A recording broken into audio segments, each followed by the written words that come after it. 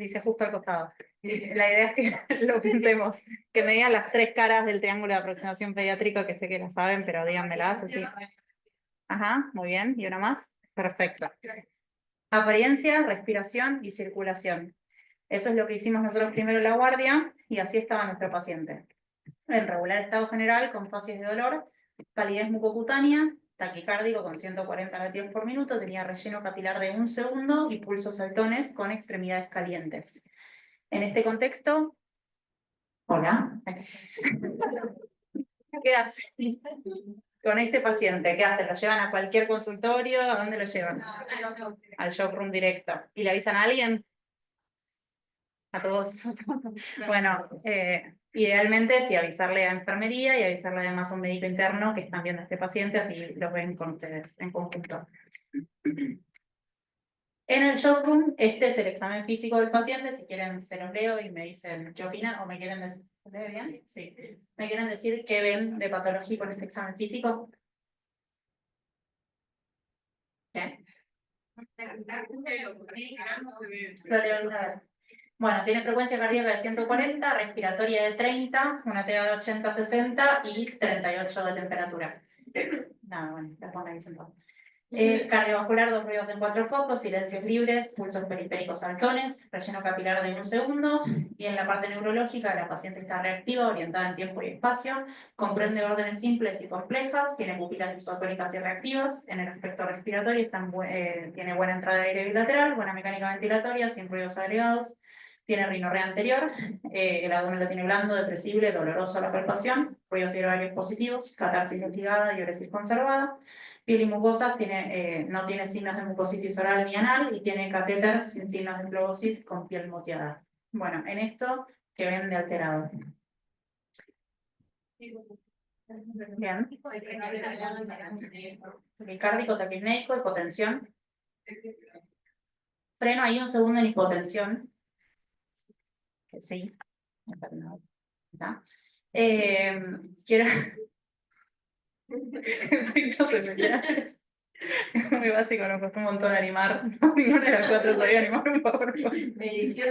Bueno, ustedes con esta TA en la guardia, ¿cómo harían? ¿Saben el cálculo mentalmente? ¿Van a notitas tienen alguna notita? ¿Y cómo hacen para calcular cuál es la hipotensión arterial según la edad? O sea, más fácil que mirar los percentilos, que es lo correcto, lo podría sacar con la talla, o estimándolo. ¿Y alguna manera más fácil, además de la... ¿Sí ven? 70, de 1 a 10 años era la edad por 2 más 60 y mayor de 10 años era mayor a 90. Perfecto. Bueno, acá pusimos eso. Más que nada porque uno tiende o al menos yo y muchos imagino, como a querer acordarse todo de memoria y hacer hincapié en que está bueno tener esto y mirarlo 1 segundo, 1 microsegundo y ver si realmente está hipotenso, hacer el cálculo en caso de que sea una edad intermedia, nada, como tenerlo a mano y tenerlo en la guardia.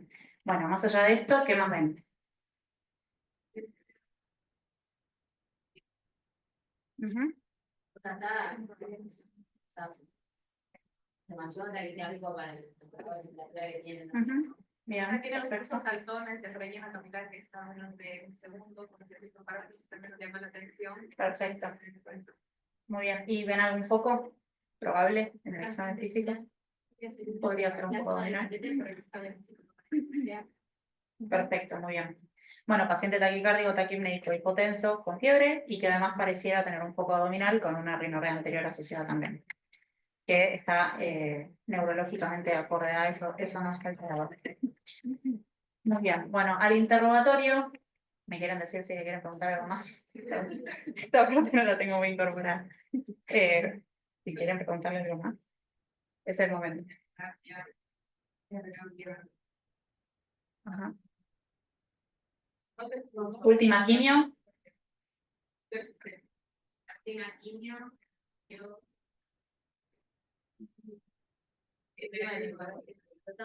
Última hematológico, última quimio, ¿cuándo la recibió y qué recibió? Ok. Ok. Ok, ¿algo más? Bien. No sé cómo quieres terminar la clase, pero capaz directamente antes del interrogatorio, como que hay que hacer algo, ¿no? Sí, o sea, La guardia le pasa mientras uno está revisando al paciente, el otro puede hacer este interrogatorio en familiar. justo acá, como es en PowerPoint, tenemos que hacerlo de forma secuencial, pero...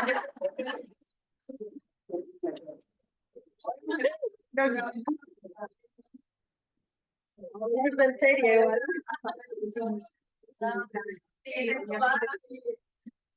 Mientras lo va llevando eso, ya le va. Claro, lo mío igual era aclaración seria. Pasamos. Bien, bueno, última quimioterapia hace 8 días, recibió metotrexato de alta dosis, último hematológico del día previo que tiene unos blancos de 550, una hemoglobina de 7,9 y unas plaquetas de 537.000. Tiene un catéter implantable yugular izquierdo, no tuvo intercurrencias últimamente con ese catéter. La última intercurrencia infectológica fue hace 2 meses, una neutropenia febril a foco respiratorio con rescate de enterorrino en el aspirado y realizó tratamiento con ceftriaxona por 48 horas hasta cultivos negativos. Y tiene el último hisopado anal de vigilancia de la última internación que pasó un mes con MBL positivo. Bueno, ¿frente a qué paciente estamos con este interrogatorio, este examen físico inicial? ¿Nuestro medio serio? Sí. ¿Es una sepsis o...? Ok.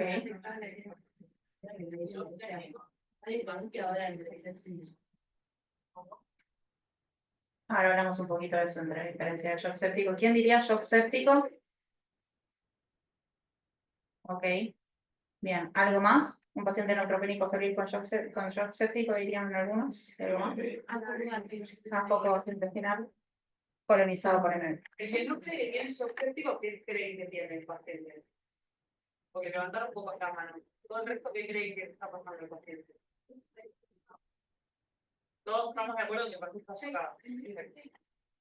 Bien, bueno. Tiene un shock séptico descompensado, que ahora vamos a hablar un poco de descompensado, compensado. Cuando es en un paciente con neutropenia febril a foco abdominal colonizado por MBL también, bueno, esto. Bien, bueno, esto a modo de repaso, un poquito de teoría para reconocer.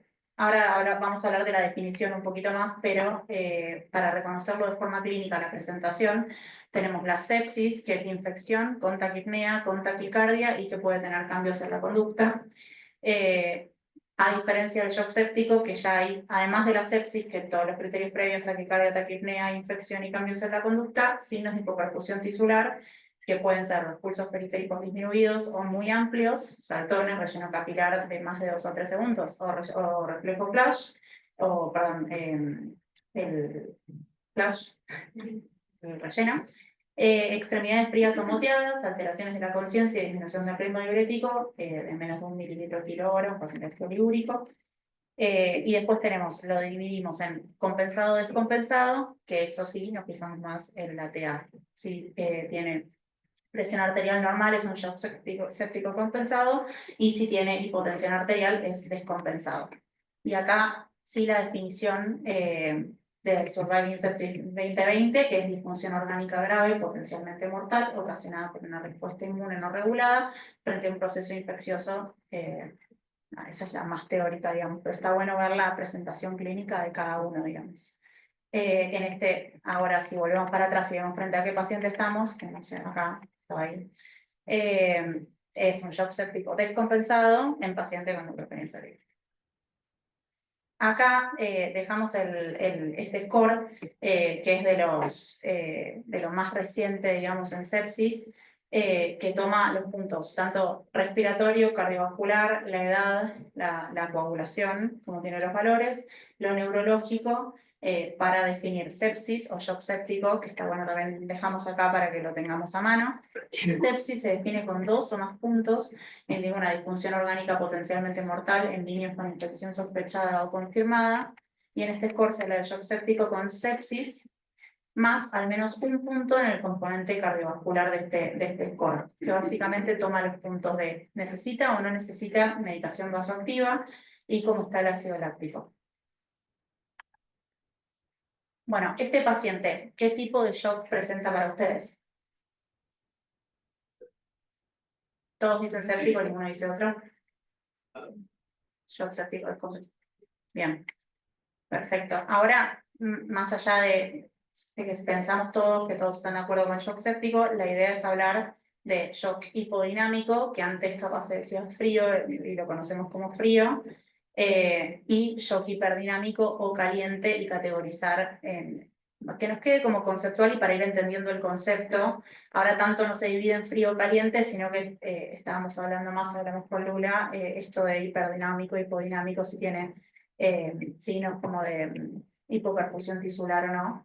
Y bueno, el hipodinámico frío tiene depresión del sensorio, acá vemos que está, si lo tiene o si no lo tiene, digamos, ese es el cuadro. Depresión del sensorio tiene, taquipnea, taquicardia tienen los dos, y lo que varía son extremidades, como las tiene, si las tiene frías, reticuladas, o si las tiene calientes y rubicundas, y después los pulsos, si los tiene débiles o saltones, y la diuresis. En este caso, viendo, y no sé si quieren que vuelva para atrás en el examen físico, pero ¿cuál de los dos le parece que tiene nuestro paciente? Hiperdinámico. Muy bien, hiperdinámico o caliente. Volviendo a nuestra paciente, bueno, está bien, lo muestro.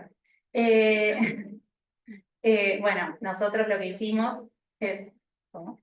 No, que son muchos días así que Claro, le meto, está bien. Bueno, nosotros continuamos en el momento, hicimos al mismo tiempo el ABC con un monitor multiparamétrico para ver la TA al mismo tiempo. La idea es estabilizar la vía aérea, oxígeno con máscara de reservorio, asegurar accesos vasculares, que inicialmente serían 2 periféricos, y acá les queríamos plantear qué pasa si no logramos los 2 periféricos, cómo continuarían, o con qué criterios se manejarían para pensar en otra opción. Intraos. Pero hoy tiene caliente de infección activa de Imaginemos que, conceptualmente, que no tiene catéter. Como... igual es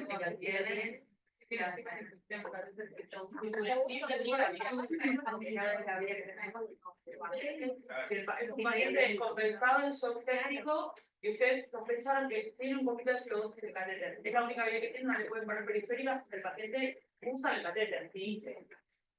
Eso es un concepto que sí o sí se tiene que llevar de esta clase, y es muy importante porque es la única vía que tiene el paciente. No es fácil poner una intraósea y el paciente está despierto. Eso, y no es el paciente despierto.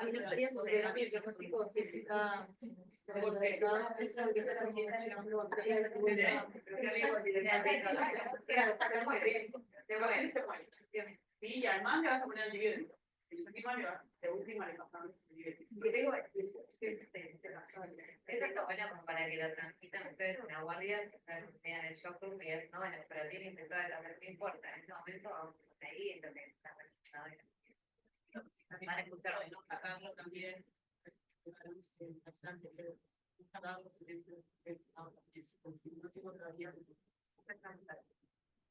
Perfecto, bueno, en nuestro paciente vamos a usar el catéter, pero esto es más que nada para que nos quede en la guardia. Si es un paciente que no tiene catéter, necesitamos 2 accesos periféricos vasculares, y en caso de que no lo logremos, un acceso intraóseo si hay 2 intentos o más de 5 minutos en conseguir los vasculares.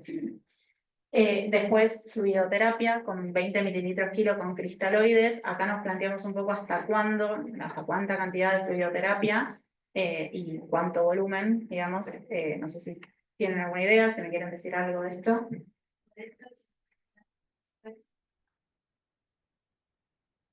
Bueno, nosotros planteamos, si hay terapia intensiva, 40 a 60. Estuvimos leyendo en las guías en Surviving Sepsis que plantea así. También lo estuvimos hablando con Lula, que es, si hay terapia intensiva, esto lo pusimos a modo esquemático, pero para que nos quede la idea de que si hay terapia intensiva y el paciente necesita fluidos hasta tener el efecto, digamos, de la droga vasoactiva, se le pasa líquido, como que no hay problema con eso, porque después se pueden usar diuréticos en caso de tener terapia intensiva.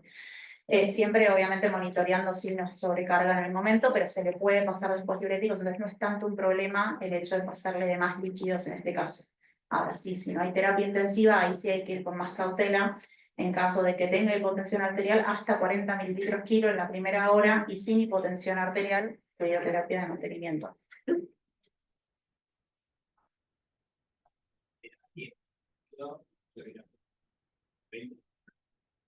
Lo hablamos más adelante. Ahora vamos a hablar. Pero buena pregunta. Igual, Seguimos con esto. Las chicas muy bien, pero tengan en cuenta que ustedes priorizan 68 es otro tipo de pacientes, otro Sí, tipo eso de es verdad. población, no es extrapolable.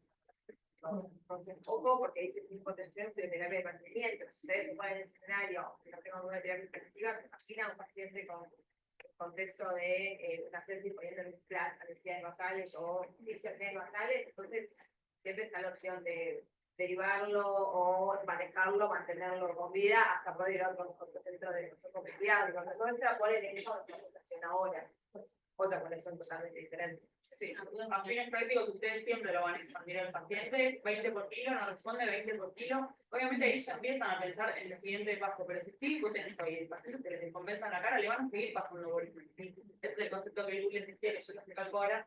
No escatimen en el volumen si es que todavía no tienen el siguiente paso terapéutico instaurado, ¿sí?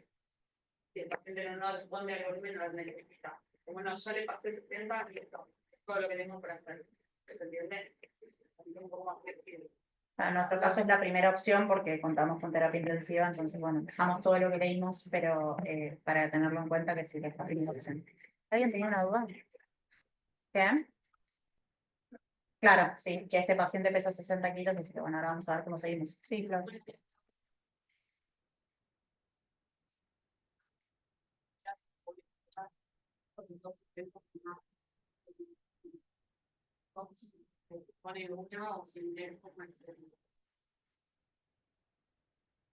Aunque las SAES, ahora habíamos hablado directamente es que Sí, la verdad es que a fines prácticos la de Mitraza vienen ustedes en las guías, dice que en 5 minutos me encontraste una guía, tenés que poner Mitraza. No es tan fácil ponerse un paciente despierto, por favor no le pongan Mitraza a pacientes que están despiertos y conscientes, eso es algo que de verdad en general, damos algo de sedación. No es lo habitual, no es el manejo habitual. Ustedes para ese momento ya van, ya lo más posible, tenemos nosotros también ahí ayudando. me da tiempo, puedo decir, Sí, sí, te da como el Y esas son más recomendaciones por ahí, ya tenés, no sé, un trauma o un paciente inconsciente, donde por ahí no tenés opción. Una deshidratación muy severa, como nos ha pasado alguna vez, que el paciente está casi inconsciente, que ya casi lo tenés que intubar, y que bueno, nada, hay que estar al borde de pararse por ahí y ahí vas con el trauma. Sí, pero no tan estrictos en eso, 100%. Bueno, además le pedimos un laboratorio con hemograma, química y coágulo, hemocultivos por 2, retrocultivo y antibiótico. ¿Qué antibiótico terapia utilizarían en este paciente y a qué dosis? Pensando qué paciente es, qué preguntábamos. Está colonizado por MBL, entonces. ¿Qué dijiste, Dani? Perfecto. ¿A qué dosis?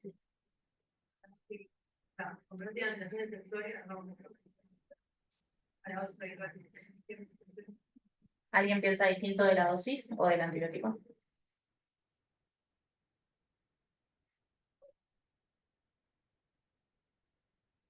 $60, dijeron a dosis habitual. En caso de sepsis. No sé si alguno piensa distinto. Bueno, en caso de este paciente que está en shock séptico, la indicación es perfecto como lo pensaron, meropen en banco y por estar colonizado con litín, pero bueno, la dosis de mero es a 120 miligramos kilo día. Bueno, acá dejamos, esto es del libro de Juan, tenemos el tratamiento de shock séptico en niños en la primera hora, es un poco lo que estuvimos charlando. Se los dejamos de forma esquemática, digamos, pero no amerita que ahora leamos todo el cuadrito. Nosotros realizamos 2 expansiones de 500 mililitros, porque la paciente pesa 60 kilos, sin mejoría de los parámetros hemodinámicos. Recibimos el resultado del laboratorio, que bueno, ¿se ve bien? Si quieren, díganme que ven alterado.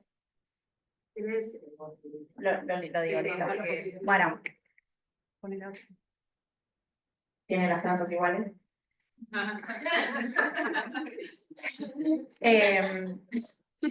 Bueno, es un paciente que está neutropénico, tiene 500 glóbulos blancos con un recuento absoluto de neutrófilos de 0. Está anémico con 9,7 de hemoglobina sin requerimiento transfusional y unas plaquetas de 50.000, lo mismo, plaquetopénico sin requerimiento transfusional. Tiene hipomagnesemia 1,5, GPT y BOT, además de estar iguales, tiene un toque hepático. Tiene una PCR de 300, un poco aumentado el ácido láctico y prolongado el KPT. Tiene hemocultivos por 2 y retrocultivos que están pendientes de ingresar. Y bueno, ante la falta de respuesta al tratamiento instaurado, ¿cuál sería el siguiente paso a seguir para ustedes? ¿Qué cosa? Es lo que nos trae acá. Muy bien. Bueno, drogas vasoactivas. ¿Qué efecto buscan en este paciente con la administración de los mismos? Y acá les hago una pregunta, si inotrópico o vasopresor. Con este paciente en shock séptico es compensado. Vasopresor. Capaz debería haber hecho más suspenso. ¿Por qué, Santi? Perdón. O sea, buscas vasoconstricción periférica para aumentar la resistencia vascular sistémica y mejorar. Perfecto. Claro, por el mecanismo de shock que tiene el paciente. Claro. Por ser distributivo. Porque ¿cómo están las resistencias vasculares en este paciente?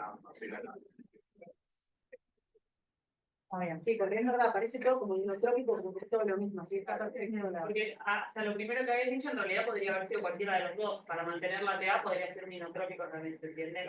Porque por el mecanismo de shock y por la resistencia vascular de este paciente elijo este. Perfecto. Bueno, y esto es a modo de repaso, un poco porque no son temas que charlamos todos los días, para recordar antes de empezar a hablar de los mecanismos de las drogas y eso para repasar, qué es el cronotropismo, inotropismo y lucitropismo. Cronotropismo son las drogas, las que son cronotrópicas positivas, son las que aumentan la frecuencia cardíaca, inotrópicas positivas aumentan la fuerza de contractilidad miocárdica, y el lucitropismo es la capacidad de la relajación miocárdica que estuvimos repasando con las chicas y hablando, que nada, es muy importante y también uno piensa mucho en eso porque en el momento de la relajación miocárdica es donde se perfunde el miocardio, entonces es algo que uno tiene en cuenta a la hora de elegir o no elegir las drogas según el caso clínico. Bueno, y acá un poco de teoría, que la idea era, antes de meternos de lleno acá y para repasar un poquito, el efecto alfa y el efecto beta, qué es, y para qué lo usamos o cómo lo pensamos, y qué drogas tienen esos efectos. Por un lado tenemos el efecto alfa, que están los receptores alfa 1 y los receptores alfa 2. Los receptores alfa 1 están en los vasos sanguíneos, y es por lo que se usa en el shock séptico, se busca este efecto, digamos, porque generan vasoconstricción del músculo liso vascular y así aumentan la resistencia vascular periférica. Después tenemos el efecto alfa 2, que bueno, ahora en el shock no lo estamos buscando y tampoco es algo que nosotros pensemos mucho. En el efecto alfa 2 son receptores que están en el sistema nervioso central.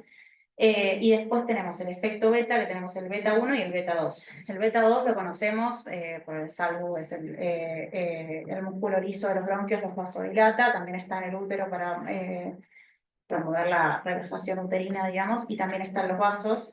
Y el beta 1, que es están localizados en el corazón, digamos, por eso decimos que la noradrenalina tiene más efecto alfa 1, por lo cual tiene más efecto en los vasos, digamos, los vasos sanguíneos, y aumentando la resistencia vascular periférica. Y la adrenalina, por el contrario, como están los receptores localizados en el corazón, lo que hacen es como es más cardioselectiva, entonces te va a aumentar el inotropismo, por lo cual va a haber capaz, y por eso elegimos, depende en qué paciente, como va a ser inotrópica positiva, va a haber mucha contractilidad y capaz no promueve tanto la relajación del miocardio, y bueno, eso es necesario para que la diástole se profunda el miocardio, digamos. No sé si se entendió este repasito que hice.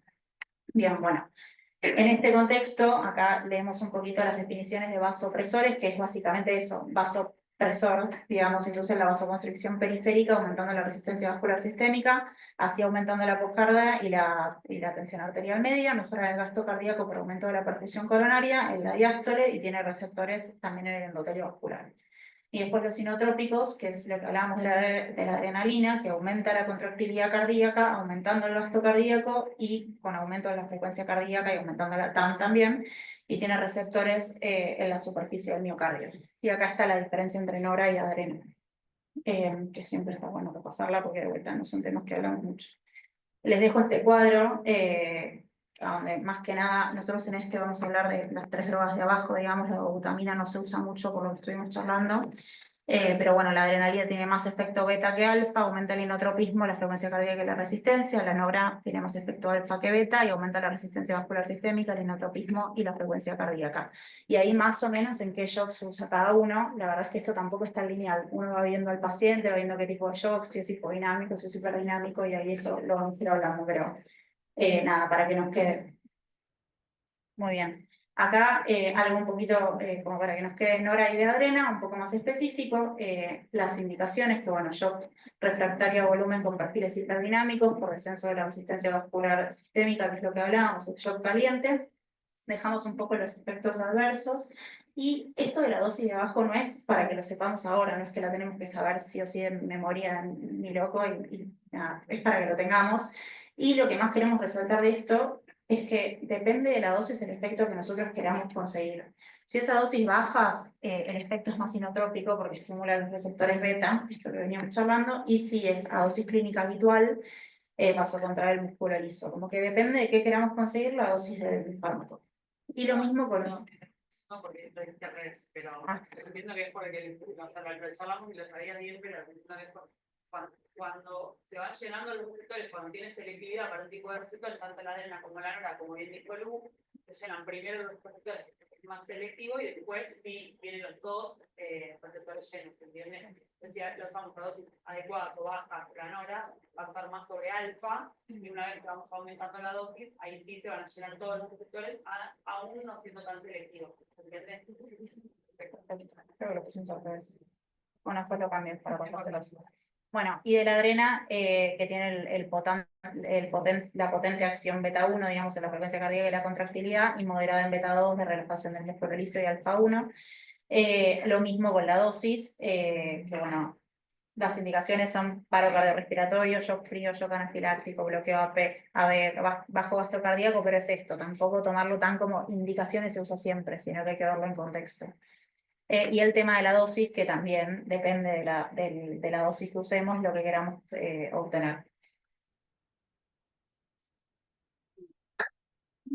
Bueno, ahora brevemente vamos a hablar acerca de cómo preparar cómo son las dosis de adrenalina y noradrenalina. En ambas se preparan igualmente. La unidad es gamma kilo minuto y el goteo variable según la dilución, que puede ser en 25, 50 o 100 mililitros de dextrosa o solución fisiológica. Y esa es la fórmula, es 0,6 por el peso en kilos, nuestro paciente era 60 kilos, y esos son los miligramos de noradrenalina, adrenalina, dependiendo del tipo de shock. Y bueno, el tipo de ilusión. No vamos a entrar mucho en detalle porque después hay un taller específico de goteos y de cálculos. Pero bueno, para que tengan ahí la fórmula. Y volviendo a nuestro paciente, el paciente evoluciona con pulsos débiles, relleno capilar mayor a 3 segundos, piel fría y reticulada y alteración del sensorio. Signos vitales: estaba taquicárdico, tenía 145, estaba taquimédico con 25, TA 70-70 y 37,8 de temperatura. ¿Ante qué cuadro estamos ahora, mismo paciente, con esta clínica? ¿Qué está presentando? Sí. Sí, pero la clínica que tiene ahora, ¿qué tipo de shock es? Bien, perfecto.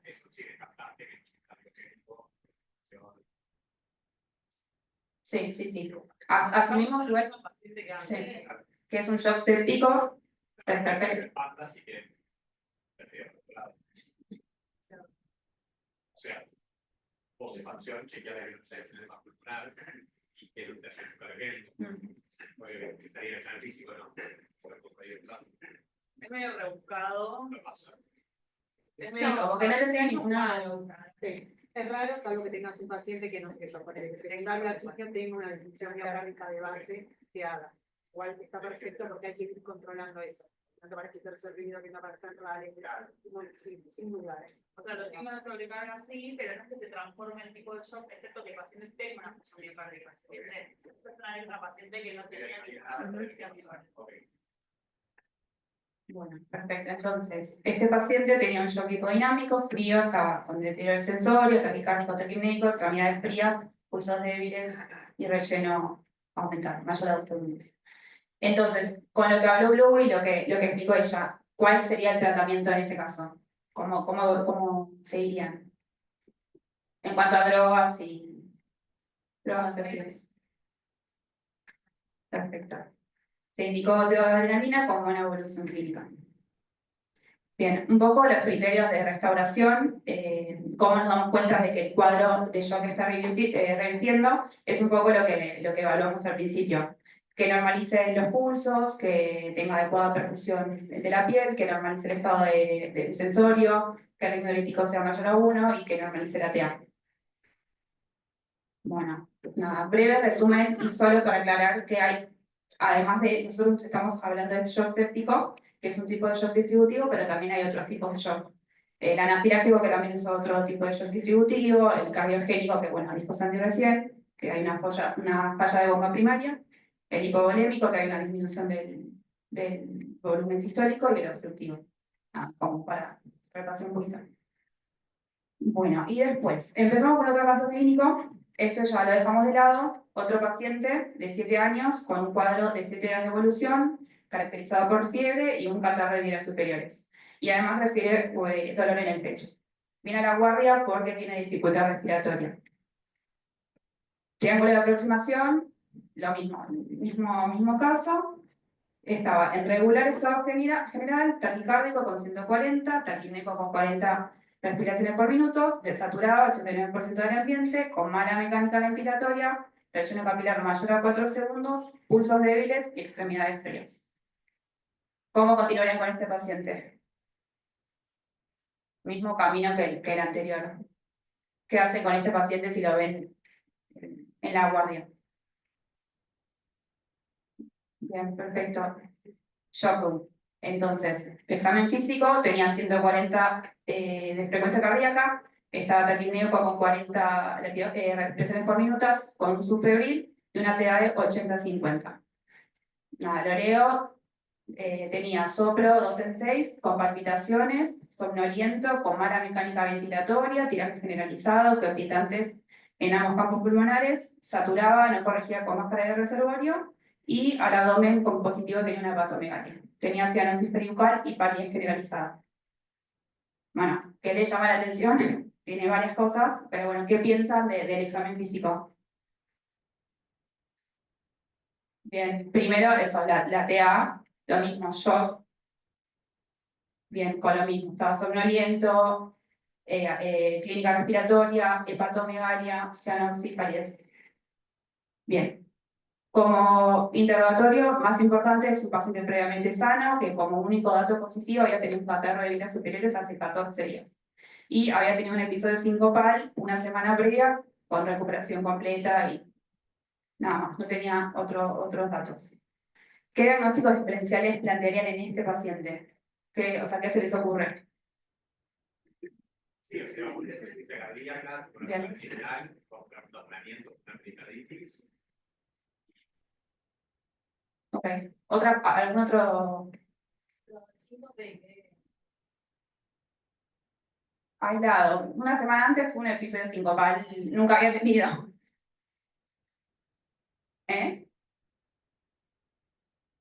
¿Era un paciente sano? Sí, Cuadro viral, sí. días, después del medio, y ahora viene. Sí.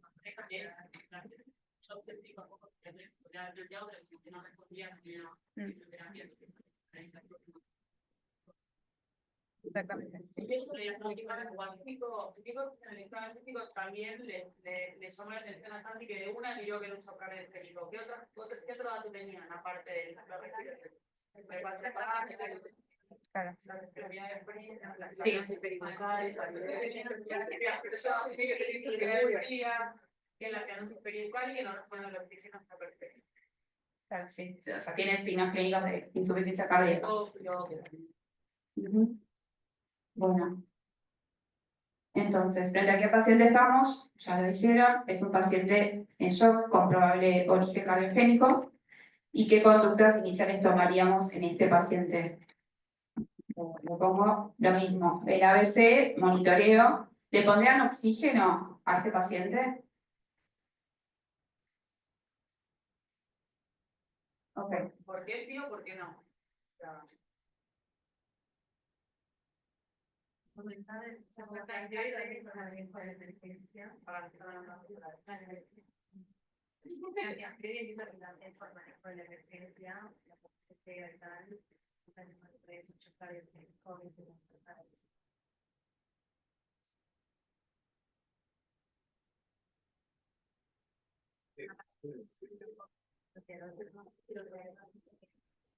¿Por qué desaturar? El tema es que es como una bolsa de datos que por ahí a mí también me pasaba mucho cuando estaban en donde ustedes están hablando, es igual es cardiópata, es como el cardiópata es muy grande, entonces hay que ver cuál es el mecanismo y cuál es la elección del paciente o qué cardiopatía tiene y ver si mezcla o no mezcla, por qué está desaturando, ¿sí?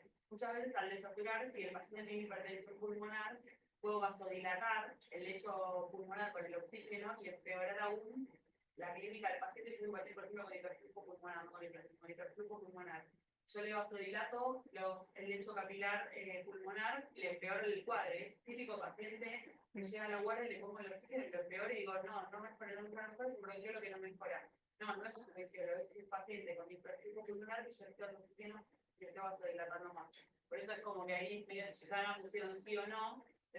Depende, ¿se entiende? O sea, a este nene le había puesto el oxígeno y había empeorado, pero seguía con cirrosis principal. Ya no sé el mecanismo fisiopatológico de la falta de oferta de oxígeno, ¿se entiende? Claro, entonces yo lo entiendo, pero claro, si yo ya sé que es un cardiópata o tengo una sospecha alta porque no sé lo conozco. Si por ejemplo tiene una CIB, no le ponemos. Pero un paciente. Claro, si anótico, le pare de conocer su cardiopatía de base. Por eso en el ABC es ABC. Y después se plantea, che, este paciente necesita el oxígeno o no. Obviamente cuando viene un paciente lo sentas en el shock y le das el oxígeno. La pregunta creo que va un poco más allá. Pensemos ante qué paciente estamos y si lo que estamos haciendo es adecuado o no, una vez que lleguemos a las medidas iniciales. El 100% no sé qué dijo, yo le pondría Totalmente. totalmente sí. Totalmente sí. Y después vemos. Sí, y decir, sacarse el chiste de que todo paciente se beneficia con el oxígeno y bueno, dos días se lo pongo y veo. Te lo pongo al principio, pero pensar un poquito de ante qué paciente estamos y qué podría hacer el oxígeno en este paciente, si lo ayuda o lo empeora. ¿Entienden? Y también es una prueba terapéutica, porque lo ponemos a un paciente que tiene funcional y te empeora la circulación. Tampoco te costaría pacientes al tipo nervioso, hacer una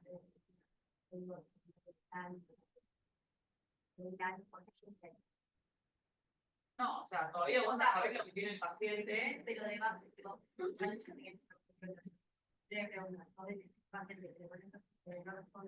No debería tener hiperflujo pulmonar. claro, mecanismo todo el resto responde de glicosemia, consultio, por una No debería, en este momento no sabes. Vamos, en este paciente vos todavía no sabes si tiene una miocardiopatía, eso iba yo como pensar ante qué cardiopatía estamos y necesitamos una oxígeno. Pero sí está perfecto lo mismo. Bueno, perfecto. Después, entonces, asegurar los dos accesos musculares, electrocardiograma, laboratorio completo, hemograma química, coágulo con troponinas y ProBNP, y hemocultivo por dosis y cultivo, y radiografía de tórax. Bueno, laboratorio, como positivo lo leo, pero tenía una PCR aumentada, troponinas también aumentadas y un ácido láctico también aumentado. Hemocultivos por dosis había ingresado y tenía un electrocardiograma patológico. Tenía una taquicardia sinusal, inversión de la onda T en B4 y B6 y un supra-ST en derivaciones de 1, de 2 a BF y de B2 a B6. Le hicimos también una radiografía de tórax, que es esta, no es la mejor calidad, pero bueno, un poco más nos orienta a el tipo de shock. ¿Qué ven o qué se les ocurre?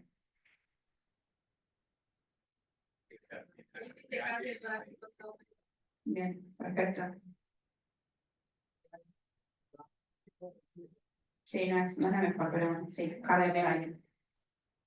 Perfecto. ¿Harían otro estudio en este paciente? Perfecto.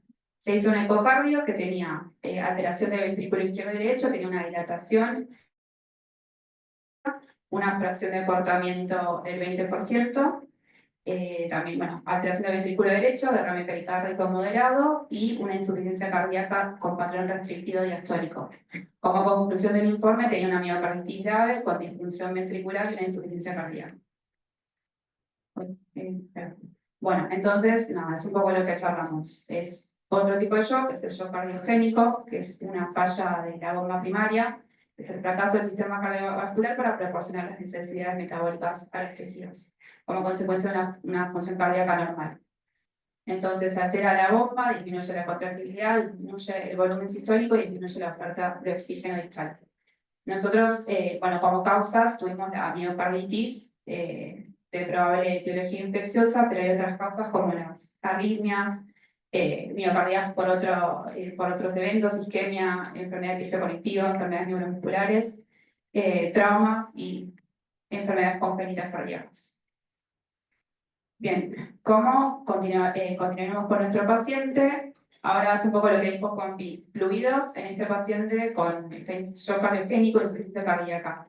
¿Fluidos usarían en primera instancia o no? ¿O cómo los usarían? ¿Qué usarías de entrada con este paciente?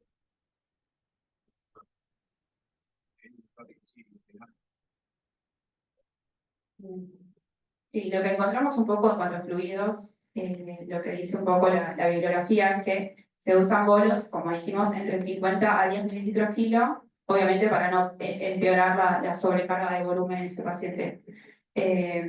Sí, O sea, primero fluidos. Si no responden fluidos, inotrópicos, está perfecto el inotrópico que propuso usted, pero siempre es como que llamamos en alícuota, o sea, en bols más chiquitos, teniendo siempre muy en cuenta la signos de carga de volumen. Pero sí se beneficia con fluidos. bien.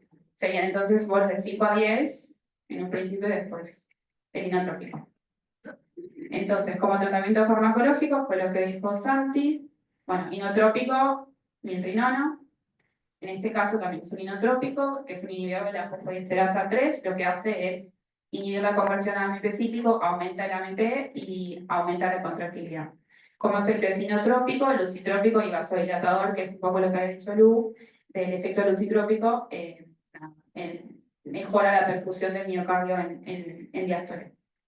Entonces aumenta el gasto cardíaco, aumenta el volumen sistólico, produce vasodilatación sin aumentar el consumo de oxígeno. Dosis, ahí está 0,25 a 0,75 y como efectos adversos, hipotensión, plaquetopenia, aumento de transaminasas. Entonces en este paciente se indicó tratamiento con milrinona con mejoría clínica, recibió ceftriaxona por 48 horas, suficiente con cultivos negativos y como diagnóstico tuvo una miocarditis por virus Coxsackie. Se asumió una miocarditis viral. Voy a hacer una mini pregunta Sí. de esto. Si este paciente tuviese, como dijo Fran, que la hipotensión es uno de los efectos adversos que más vemos. Si este paciente ya está muy hipotenso, yo no le puedo poner el inotrópico porque está muy hipotenso y no tiene una TEA más o menos cercana al percentil 5 para la no le puedo poner el inotrópico porque hay más riesgo de beneficio. De los otros que hablamos, ¿cuáles serían? ¿Por qué? O sea, en general, la milrinona no la usas solo de una primera. O sea, justamente tenés que tener una TA que te permita la. ¿Por qué una no la? Bueno, ¿cómo?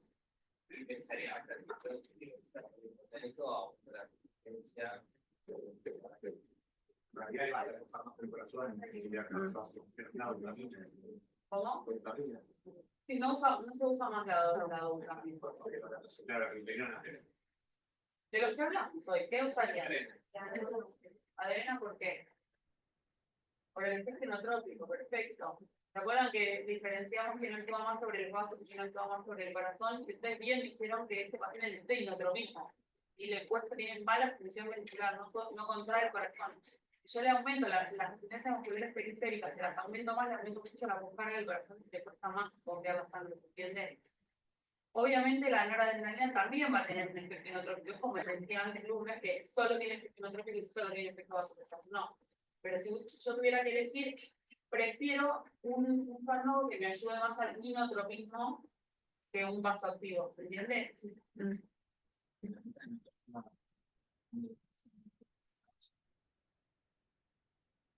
Te ayuda, pero si vos tuvieses que elegir, ¿qué elegís? ¿El que tenés que llegar a una dosis más alta para encontrar ese efecto o el que ya de por sí es un principal efecto? Pensá que vos acá te corre el tiempo, tu paciente que se te está chocado, que es choque clínico en tu cara, y lo tenés hipotenso y que no le puedes perder la mirrinona. Buscás regularlo lo más rápido que puedas. Y entonces buscás el fármaco que ya tiene ese efecto, no, el que tengo que subir la dosis para llegar a, ¿entiendes? Si hubiese que elegir, como a grandes rasgos, con un poquito de resumen de todo lo que hablamos recién, en un paciente con un shock séptico, o de acuerdo con las necesidades oculares están disminuidas, le voy a poner mala de entrada, por eso también después necesita adrena, sumar, después lo vemos, pero de entrada le voy a poner más clara, y también pasa de que tiene un shock cardiogénico que necesito más inotropismo, le voy a poner adrena, como rápido, ¿entendés? Lo primero que se tiene en la mente es eso. Después, cada paciente es dinámico, como en el primer caso, que tiene un tipo de shock, después será otro, o llegas a una dosis muy alta, un inotrópico, y después le tienes que agregar el otro, después le pondrás pirrinona si la necesitas, de acuerdo a la función miocardio. En la urgencia, puede ser con el plano o con el, ¿entiendes? No, pero cada cuánto le valdrá a su paciente para decir aumento de goteo que Un minuto, todo el tiempo. ¿Cuál tiempo? Te subiste el goteo y lo mirás, como lo ves en el momento, es pensar que es endovenoso, entonces es control de vida público, cortica. Entonces lo vas viendo cada un minuto en el monitor, vas ajustando la dosis y se hace final. Siempre en general empezamos con dosis bastante altas, como para que le llegue, decimos nosotros, como para que entra toda la acumulado y realmente el paciente le tenga la circulación central, y desde ahí vamos bajando hasta lograr la terapia que queremos. Me tengo dudas. Sobre el shock séptico, ¿por qué no tuviéramos terapia? Cuando está bien el goteo de la adrenalina. Que es un punto de la el paciente no responde. Ya le pasó. Estamos en Sí, Sí, es excelente tu pregunta, porque de hecho, te lo quiero decir, el concepto de la vía central y la vía periférica, o sea, es el concepto de la vía, la urgencia, o no, bueno, ya me dijo el Blanco, que después tiene una clase de dilución de inotrópicos, pero lo pasás por vía periférica y se lo pasás donde estés. Sí, sí, muy bueno. Y la segunda, no, yendo a lo del shock, que hablamos del shock bioquímico, si vos no le pudieras pasar las medicinas en ese momento, y ese líquido no le empeorarías en un paciente que todavía está sobrecargado de líquido y el sucede. O sea, entonces los juntos, pero o sea, a ver, no es una sobrecarga de líquido. Que tiene falla de bomba, tiene más manejo, no tiene sobrecarga. Entonces vos le optimizás la precarga del corazón. No lo haces tanto, tan como en otro paciente que no tiene, que tiene una buena bomba, para no sobrecargarlo. Pero no es que ya está sobrecargado el paciente. Vos lo haces más cuidadoso para no sobrecargarlo, pero intentando dar un poco de precarga para mejorar la función. Lo correcto sería en el shock pasar de la fracción a 5 a 10 y después iniciar con la micropirona. Sí, que es como te decían, no iniciar directamente la micropirona. En general, lo primero que haces es le pones adrena y después, según la función, la disfunción o no que tengas, pero acá en este hospital lo llamamos ecocardio, pero porque lo tenemos al lado, le hacen el ecocardio, te dicen, che, le pongo micro, si no, es como. Pero en general lo primero que iniciamos es con adrena. Sí. Y es un paciente que no tenés que llevar una terapia, sí o sí. Le pones una sonda vesical ves que pille y es como todo muy dinámico. Es un paciente muy difícil. Cualquier paciente que juegue su inotrópico, posiblemente capaz que se lo pongas en un lugar que no tenga terapia, le tiene que tomar. Porque es muy rápido que cómo van evolucionando y después de sistemas inotrópicos se necesita ventilarse y no lo van a estar dedicando. Después el tema de goteo y cómo preparar los inotrópicos, a medida que van pasando por terapia van a ir teniendo clases y lo van a tener reaplicado, que ahora no se lo por eso. Que no te lo preguntan a médicos que ya vienen a terapia. Sí, que hay mucho.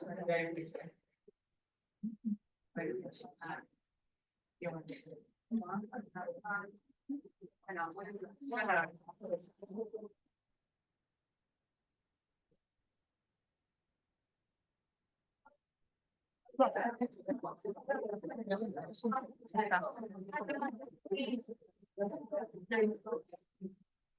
Te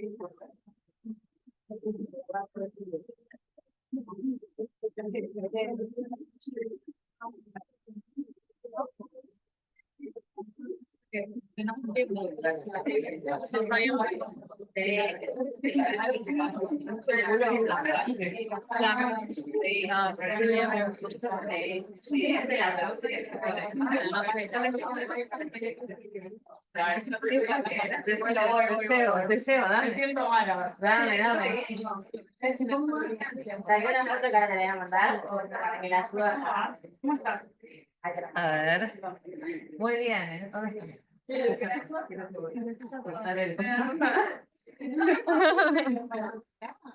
¿Qué? No, porque lo generé ahora que no enganchaba el otro. Muy bien.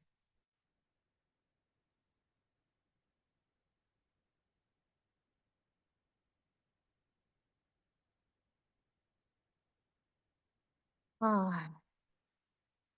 A punto.